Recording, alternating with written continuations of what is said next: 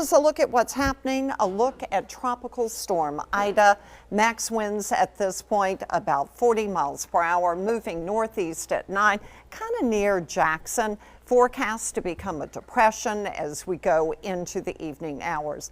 This is what it looked like when it made landfall. I mean, the models really did a great job right there at Port Fourchon. I mean, and that's what was indicated for a long time. 150 miles per hour, made landfall 11:55 at Port Fourchon. Counterclockwise flow, water flowing into the lakes.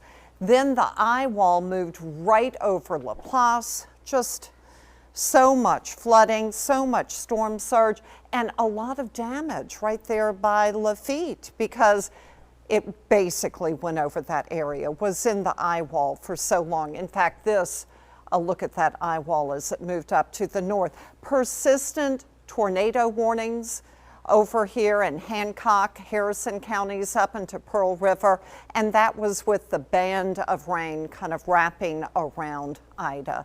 Looking at the buoy data now, 30, 40 mile per hour winds offshore. This is what we call the tail, and you can see it extending well offshore. So as Ida moves off to the northeast, this tail is going to be lifting northward, and we will have that chance of rain. So just be aware of that. Now, as you look at the counterclockwise flow, there's something you need to know. Sure, that potential for some rain right there on the west side, kind of moving across our area. But again, as it moves off to the northeast, eventually, we're going to get some drier air in here. So going into Friday morning, especially for the North Shore, you're going to notice less humid weather, and it's just going to feel more pleasant. So this is what's happening now. The rain all moving off to the east. You've got activity here at the mouth of the river. Some showers up across the North Shore, not much, and into Mississippi. Here's our concern. You know, we had so much rain overnight. 10, 15 inches of rain for some of us. And then the rivers are all high because we had the storm surge. So we have numerous warnings across the North Shore and South Mississippi, and also down here on the South Shore. It takes a while for that water to exit, and of course in Lafitte, where it's been devastating there. So the flash flood watch is in effect as you go into Tuesday morning until 5 o'clock. The potential that you could get more rain, any additional rain is going to run off really quickly. Only had 5 inches at my house, so ground saturated there too, but nothing like it was, say, in Laplace or in Lafitte or in Hammond, you know, where it was just incredibly damaging and destructive. So there a look at all of the warnings that are in place. The big concern we have, the North Shore rivers. Let me step out of the way. I have been updating this every hour. So on the right side, right there, magic arms, you can see the current stage for the river that you are watching.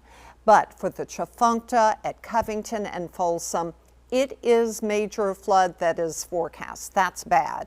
For the Bogafilaya, the forecast crest has come down, and I think you are cresting right now.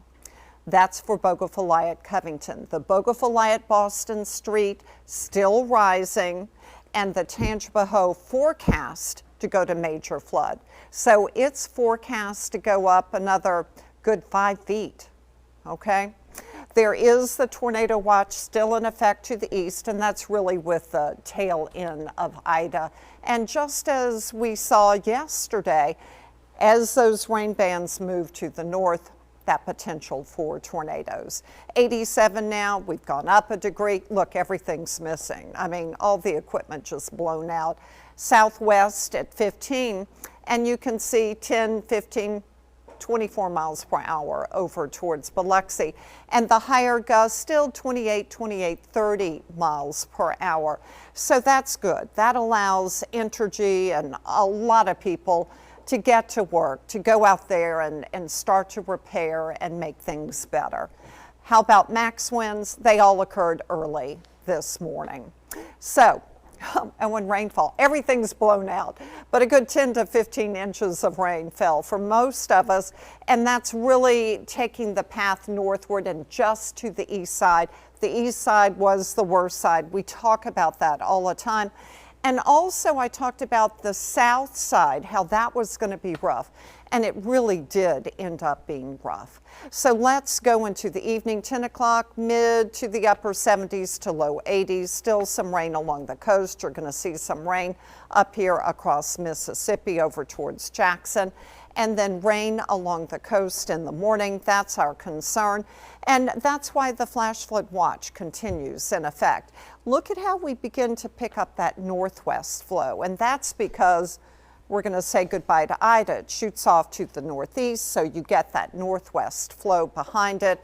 And then you go into your Wednesday, and there we're still seeing rain along the coast. So be aware of that. How much rain are we talking about? Really looks like the coastal areas will have that higher chance. High temperatures so far today, 87. You know, I didn't have power last night. It didn't feel badly. I was shocked. You know, I kind of like my AC. So we're going to look at those overnight lows. The overnight low was 78, which was really warm.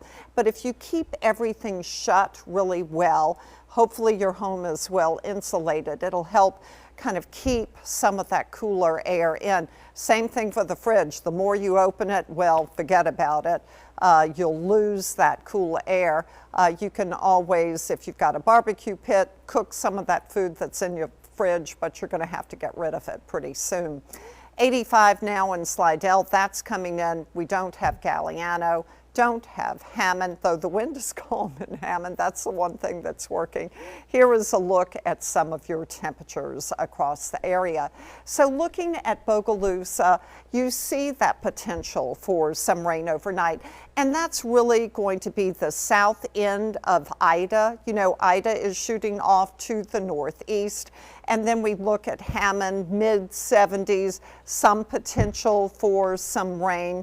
Covington, mid 70s for your lows, and the rain chances are really the wrap around clouds and that chance of rain all associated with Ida. For New Orleans, low temperatures, I know not cooling off much, upper 70s to near 80 degrees. Homa drops into the upper 70s. And for the South Shore, especially closer to the coast, that's where you're going to have the higher chance of rain, and that's with the tail end of Ida. Then you can look at Grand Isle, and I do see a high chance of rain for you with low temperatures only in the low 80s. So along the coast tomorrow, still kind of breezy, southwest 20 to 25. You still have rain chances. The concern, of course, wind and seas. Tidal range is improving, which we don't like to see because we still have that high water. So a look at your forecast. I still have a decent shot of rain, breezy conditions as you go into tomorrow, and it's going to be warm, high temperatures, low 90s. Then as you go into Friday, I think that's when you'll notice some drier air, especially for the North Shore. Lake water temperatures still very warm, so even though we'll have a north wind, we tend not to cool as much right on the South Shore of the lake. But really nice weather as you look ahead.